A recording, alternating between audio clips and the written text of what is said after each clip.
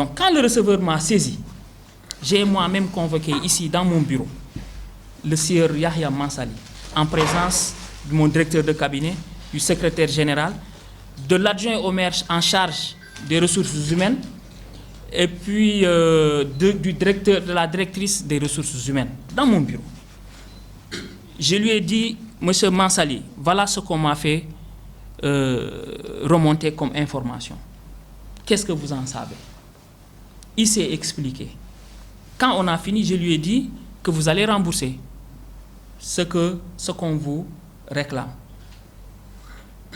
Ensuite, j'ai demandé à l'adjoint au maire en charge des ressources humaines de prendre les dispositions nécessaires pour le relever déjà de ses fonctions de régisseur, pour préserver les intérêts de la mairie. Ensuite, on l'a relevé et on a nommé un nouveau régisseur. Voilà ce qui s'est passé. Ce que Yahya Mansali est un père de famille. Dans un premier temps, on ne porte pas plainte immédiatement. On lui donne la possibilité de rembourser ce qu'il a pris. Ensuite, s'il ne parvient pas à rembourser, c'est en ce moment-là qu'on entame une procédure judiciaire. Voilà ce que moi je voulais faire, lui donner la possibilité de rembourser d'abord. Malheureusement, entre-temps, comme vous le savez, les choses sont parties dans tous les sens. Des gens ont cru nécessaire de porter plainte auprès du procureur. Le procureur s'est saisi de l'affaire, a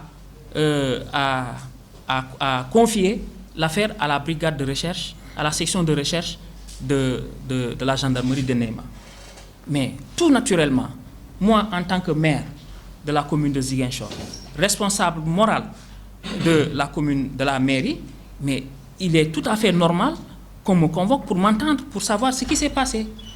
Et donc ce fut la première convocation qu'on m'a entendu au niveau de la section de recherche de la gendarmerie de Néma, où j'ai expliqué comment ça se passe, comment les choses se passent dans une mairie. C'est tout à fait normal. Ensuite, chemin faisant, le juge d'instruction, et là donc je rentre un peu dans le deuxième point, le juge d'instruction aussi avait besoin de savoir ce qui s'est passé. Il m'a convoqué, je suis allé dans son bureau, je lui ai expliqué comment les choses se passent. Et puis l'enquête a suivi son cours, et jusqu'à récemment, jusqu'à ce que le juge d'instruction me convoque à nouveau. Mais ce qu'il faut savoir, c'est que toutes ces convocations-là, c'est pour, en ma qualité de maire et responsable moral de l'institution, qu'on m'entende afin de clarifier des choses qui ne sont peut-être pas claires dans leur tête, dans un jeu de transparence. Parce que moi, je savais que je n'avais rien à voir dans cette affaire-là. Les tickets sont commandés, sont remis au receveur, qui remet les carnets au régisseur, qui verse. En fin d'année, il retourne les carnets qu'ils n'ont pas pu vendre. C'est comme ça que les choses se passent. Donc moi, en aucun cas, je n'avais rien à voir dans cette affaire-là. Donc c'est comme ça que les choses se sont passées. Mais malheureusement, dans ce Ziguinchor-là et dans ce pays-là, les gens entendent un bruit sans savoir comment les choses se passent, passent tout leur temps à diffamer les gens, à accuser les gens sans savoir. Moi, comme je vous ai expliqué tout à l'heure, j'ai été 6 ans maire de Kébémer, 3 ans maire percepteur de Kébémer, 3 ans percepteur de Gossas. S'il y a des journalistes d'investigation, retournez dans ces départements-là, demandez à des gens, ils vous diront, j'ai jamais pris un seul sou d'un fournisseur qui vient me proposer des choses, j'ai jamais accepté ça. C'est ma nature, je suis comme ça. Moi, j'ai jamais accepté des dessous de table. Donc, c'est pas à ces moments-là où j'avais la possibilité de m'enrichir, de beaucoup m'enrichir, que je ne l'ai pas fait. C'est pas maintenant que je vais venir, moi, ici à la mairie, m'enrichir à travers des tickets de marché. Encore que j'ai la possibilité, moi, de faire des dépenses fictives pour ne serait-ce que m'enrichir. C'est pas ma façon de faire. J'ai été affecté à Kébémer. De Kébémer à Gossas. De Gossas à Dakar à nouveau. Donc, ça fait 3 affectations. Un fonctionnaire, quand on vous affecte, vous avez droit à ce qu'on appelle des réquisitions. Jusqu'au jour où je vous parle, je n'ai jamais primé ces réquisitions-là. Ça m'a pas intéressé. J'ai préféré laisser ça entre les caisses de l'État. Donc, si j'étais quelqu'un qui est omnibulé par l'argent, tout ça, j'aurais récupéré et j'aurais cherché d'autres moyens de m'enrichir. On a beaucoup de moyens de s'enrichir sans que les gens ne le sachent. Ça ne m'a jamais intéressé, ce n'est pas ma nature.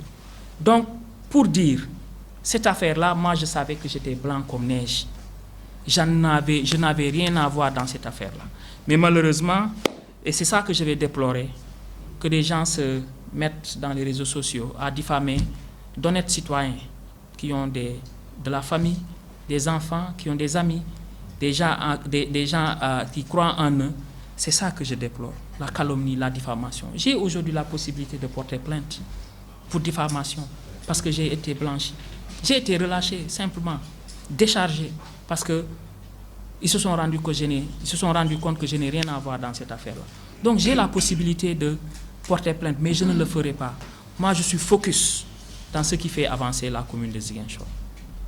Parfois, je ne comprends même pas que les gens se mettent dans les réseaux sociaux à attaquer. Les efforts que nous on fait pour faire avancer Ziguinchor. Moi, tous les jours, quand je suis ici, c'est au minimum 20 heures que je rentre chez moi. Chaque 2 semaines, je quitte mon travail, je viens à Ziguinchor, sur la route.